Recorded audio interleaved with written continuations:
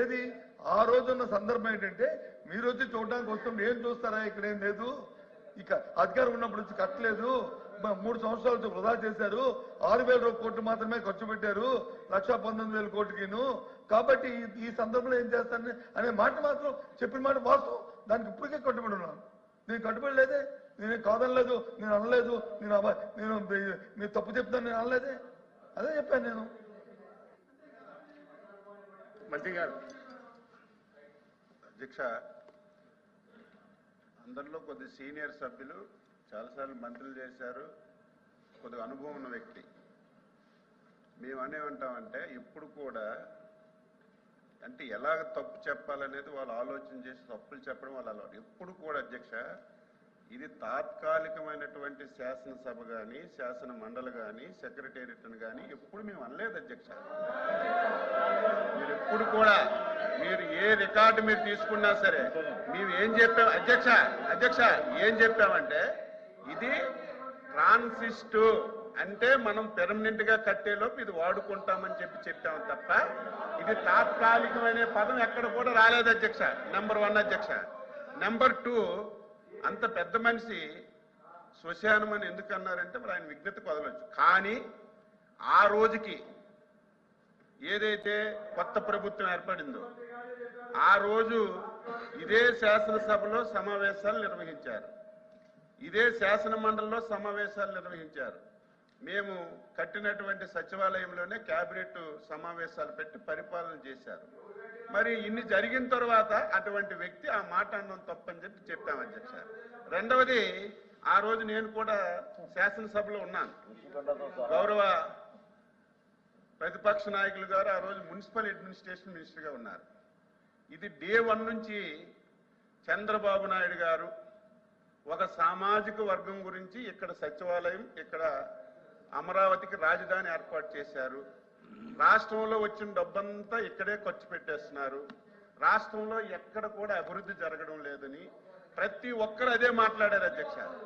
మేము ఆ రోజు ఈ ప్రాంతాన్ని ఎంపిక చేసేటప్పుడు అన్ని ప్రాంతాలకి సమానమైనటువంటి దూరం, ఇది ఒక నూతన విధానంతో విన్ విన్ సిచ్యువేషన్తో ముందుకెళ్తున్నాం, రైతులందరూ అంగీకరించారు, ఈ విధానంతో మేము చేస్తున్నామని చెప్పి శాసనసభలో నేనున్నాను అధ్యక్ష.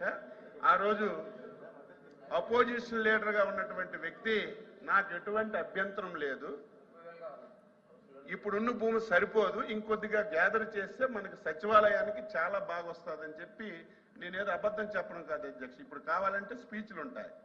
అటువంటి వాళ్ళు అధికారంలోకి వచ్చిన తర్వాత ఈ రకంగా 3 రాజధానులు అని చెప్పి 5 సంవత్సరాలు ఎంత బాధ అంటే అధ్యక్ష, ఈరోజు సచివాలయం భవనం, హైకోర్టు ఆ రోజు ఏవైతే మనం ఫౌండేషన్స్ వేసాం అధ్యక్ష 5 సంవత్సరాలు నీటిలో మునగబెట్టారు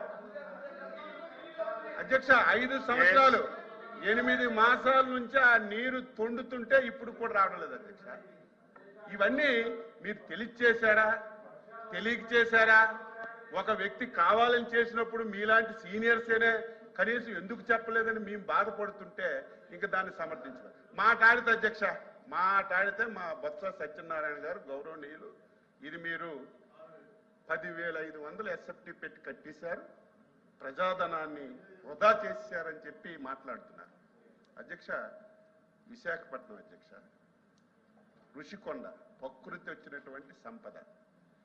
ఋషికొండ కనీసం ఆ ప్రాంత వ్యక్తి సీనియర్ ఎంత తప్పు జరిగిందో అంత తప్పు జరిగింది, దాని గురించి డిస్కషన్కి వెళ్ళక్కర్లేదు. ఈ రోజు నేను అడుగుతున్నాను అధ్యక్ష, ఈరోజు కొత్త ప్రాంతం ఫైల్ టెస్టింగ్లు అన్నీ చేసిన తర్వాత కాంక్రీట్ అది బాగా వేసి ఆ రేటుకి ఇస్తే ఋషికొండ కొండ మీద కట్టింది ఎస్ఎఫ్టీ 26,000 అధ్యక్ష. 26,000 అధ్యక్ష. కమోటీ లక్షల కోట్ల రూపాయలు, లైట్లు లక్షల కోట్ల రూపాయలు. ఈరోజు ఏమైంది? అది దేనికైనా ఉపయోగిస్తున్నారా?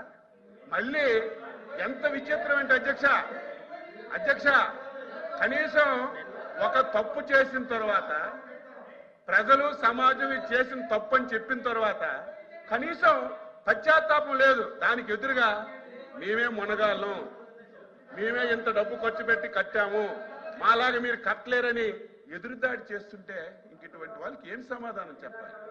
దయ ఉంచి మీరు ఆ వేళ శ్మశానం అని అనడం చాలా తప్పు. శ్మశానం అన్న వాళ్ళు ఈ ప్రాంతానికి 5 సంవత్సరాలు మీరు రాకపోతే శ్మశానం అంటే దానికి అర్థం ఉంటుంది. శ్మశానం అని అన్ని రోజు కూడా శ్మశానంలో మాట్లాడారు మీరు, అది నా బాధ. కాబట్టి మనం మాట్లాడేటప్పుడు ఇప్పుడు కూడా రైతులకి ఏదో ముష్టంటే తప్పని చెప్పాను నేను. అలా మాట్లాడకూడదమ్మా, తప్పది, గౌరవించాలని చెప్పాను. ఎవరివైనా సరే కొంచెం మనకు అనుభవం ఉన్నప్పుడు తెలిసినప్పుడు మాట దొరుకుతుంది. నేనంత స్పీడ్గా మాట్లాడేటప్పుడు ఒక మాట తప్పు మాట్లాడవచ్చు, మళ్ళీ తెలుసుకొని మనం సరి చేసుకోవాలి. కొత్త వాళ్ళకి తెలియకపోవచ్చు, మీరు సీనియర్. నా బాధ అంతా ఏంటంటే ఆయనకి తెలియకపోయినా 5 సంవత్సరాలు ఈ రాష్ట్రాన్ని కళ్ళ ముందు చాలా తప్పులు మీకు కూడా తెలుసు,